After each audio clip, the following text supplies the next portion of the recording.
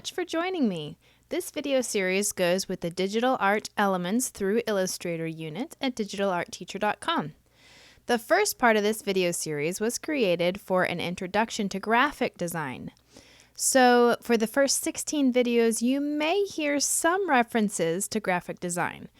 In the last few videos, however, they were created for digital art specifically.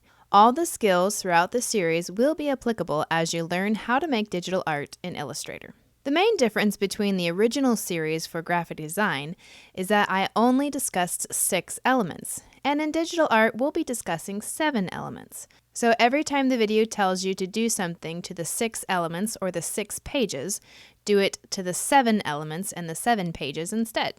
The elements that we'll be covering are line, shape, color, value, texture, form, and space.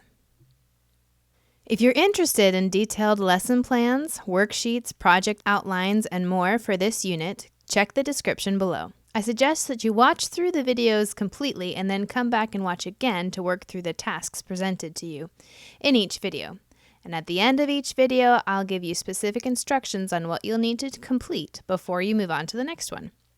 So get ready to learn some valuable skills as you walk through each element of design. Good luck and have fun!